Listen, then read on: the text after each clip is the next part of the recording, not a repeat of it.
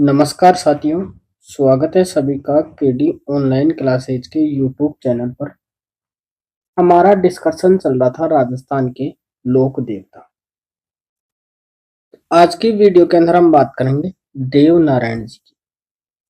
तो इनका जन्म हुआ 1243 ईस्वी में बगड़ावत वंशीय गुर्जर परिवार में गोठ जड़ावता आसिंद भीलवाड़ा में माघ शुक्ल षष्ठी को। पिता का नाम था सवाई भोज, माता का नाम था सेडू खटाणी, पत्नी का नाम था पीपलदे और घोड़ा था लीलागर। देव नारायण जी का जन्म किस परिवार में हुआ? बगड़ावत परिवार के अंदर। कहाँ हुआ? आसिंद भीलवाड़ा के अंदर। इनके पिता का नाम था सवाई भोज, पिता का नाम क्या था? सवाई भोज, और माता का नाम था सेडू खटाणी, पत्नी का नाम था पीपलदे और घोड़ा था लीलागर।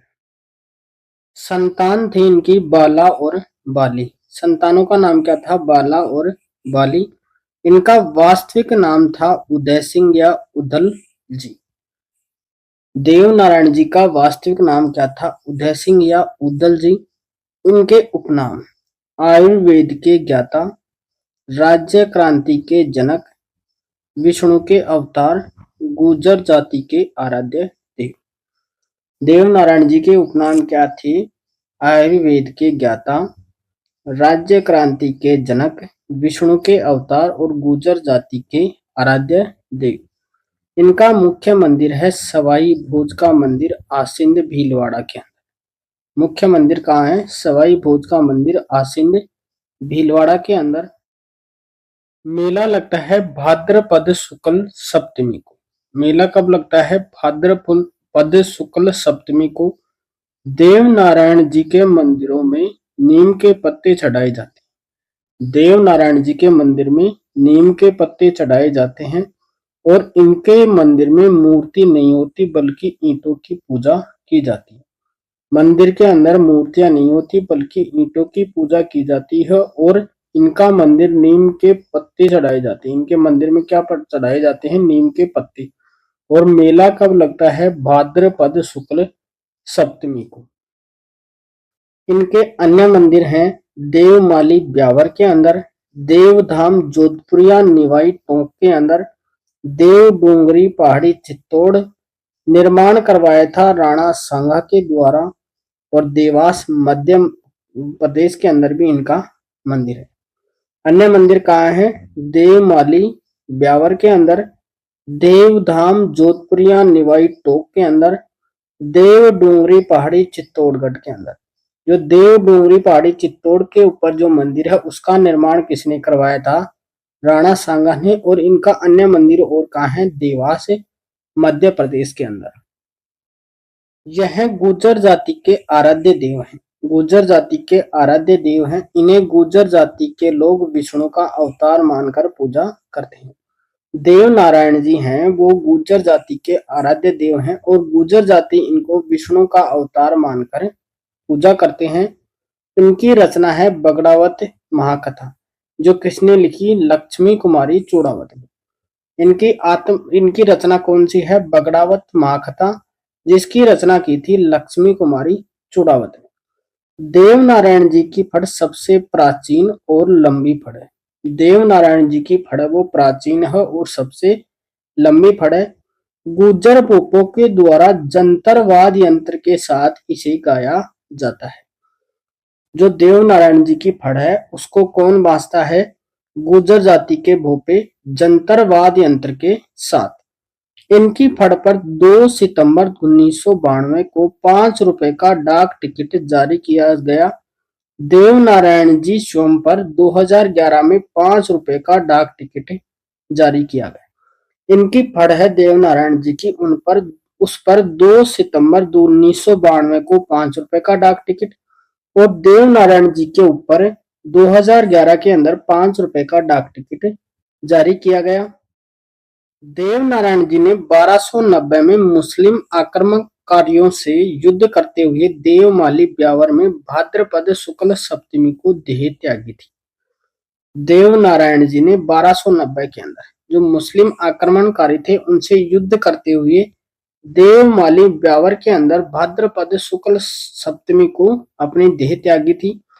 आयुर्वेद के ज्ञाता इन्हें गोबर व नीम का औषधि के राज्य में महत्व बताया।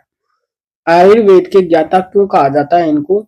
क्योंकि इन्होंने गोबर और नीम का औषधि के रूप में महत्व बताया था राज्य को, और यह लोक देवता पाबूजी के समकालीन थे। देव नारायण जी किसके समकालीन थे? पाबूजी के समकालीन थे। देव नारायण जी ने बिन्हाई के शासक को मारकर अपने बड़े भाई महेंद्र को वहां का राजा बनाया था। देव नारायण जी ने बिन्हाई के शासक को मारकर अपने बड़े भाई महेंद्र को राजा बनाया गया। 28 जनवरी 2022 को देव नारायण जी की 1111वीं जयंती पर भारत के प्रधानमंत्री नरेंद्र मोदी ने सरकारी अवकाश घोषित करने की घोषणा की। 28 जनवरी 2022 को देव नारायण जी की 1111वीं जयंती पर भारत के प्रधानमंत्री नरेंद्र मोदी ने सरकारी अवकाश घोषित करने की घोषणा की। 19 जून 2009 को देव नारायण नगर एकीकृत पशुपालन आवासीय योजना कोटा से प्रारंभ की गई। 19 जून 2009 को देव नारायण नगर एकीकृत पशुपालन आवासीय योजना कहां से प्रारंभ की गई? कोटा से। और देव नारायण जी की जयंती पर अवकाश घोषित किया गया। वो कब घोषित किया गया? 28 जनवरी 2022 को। देव बाबा उपनाम है इसका गुजरों व ग्वालों के पालनहार। देव बाबा का उपनाम क्या था? गुजरों व ग्वालों का पालनहार, ग्वालों के कष्ट निवारक देवता। और क्या कहा जाता है? ग्वालों के कष्ट निवारक देवता। इनका वाहन था भैंसा। मुख्य मंदिर है नंगला जाज भरतपुर के अंदर। देव बाबा का मुख्य मंदिर कहाँ है? नंगला जाज भरतपुर के अंदर। थाली मेला लगता है इसका चैत्र शुक्ल पंचमी व भाद्र शुक्ल पंचमी को। थाली मेला कब लगता है? चैत्र शुक्ल पंचमी व भाद्रपद शुक्ल पंचमी को। और देव बाबा का मुख्य मंदिर है नंगला जाज भरतपुर के अंदर। इसका वाहन था भैंसा। और देव बाबा का उपनाम क्या था? ग्वालों में गुजरों के पालनहार या उनके कष्ट निवारक देवता।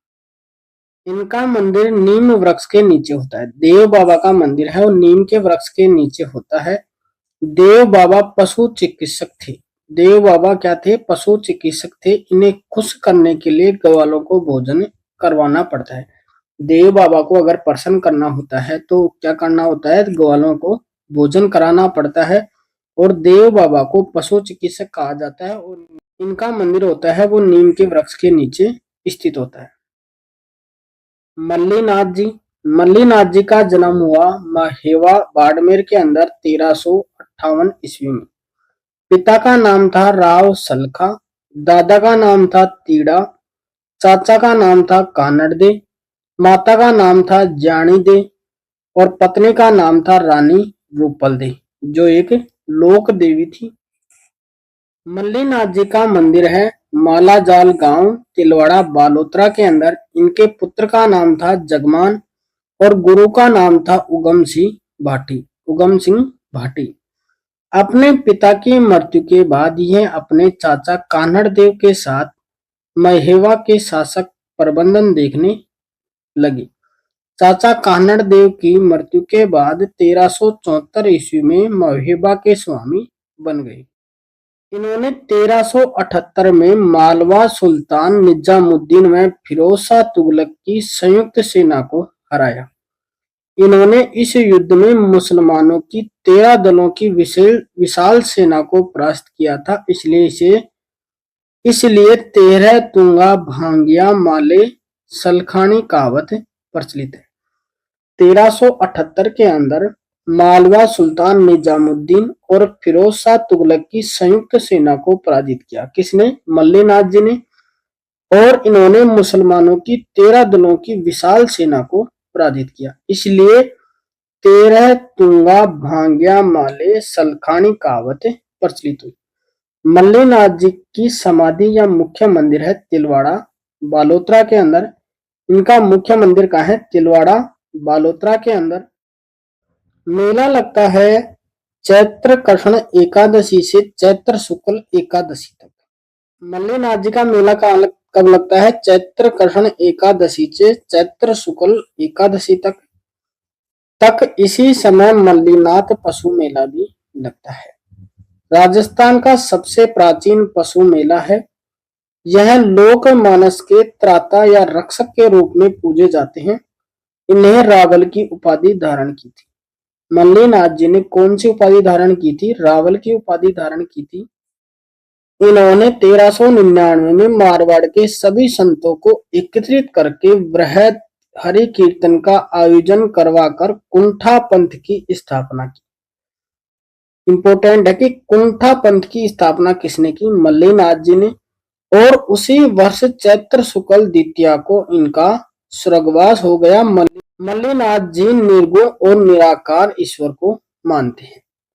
मल्लीनाथ जी हैं, उन्होंने कुंठा पंथ की स्थापना की और उसी वर्ष चैत्र शुक्ल द्वितीया को इनका स्वर्गवास हो जाता है। और मल्लीनाथ जी निर्गुण और निराकार ईश्वर को मानते थे। इन्हीं के नाम पर बाड़मेर परगने का नाम मालानी पड़ा। मल्लीनाथ जी के नाम पर ही बाड़मेर परगना है, उसका नाम क्या पड़ा? मालानी पड़ा। इन्होंने अपने भतीजे राव चूड़ा को मंडोर व नागौर जीतने में मदद की थी। ख्यात साहित्य में मल्लीनाथ को माला कहा गया है। ख्यात साहित्य के अंदर मल्लीनाथ जी को क्या कहा गया है? माला कहा गया है। मल्लीनाथ जी निर्गुण निराकार ईश्वर को मानते थे। तल्लीनाथ जी, इनका जन्म हुआ शेरगढ़ जोधपुर के अंदर। जन्म कहाँ हुआ? शेरगढ़ जोधपुर के अंदर। इनका वास्तविक नाम था गांगदेव राठौड़।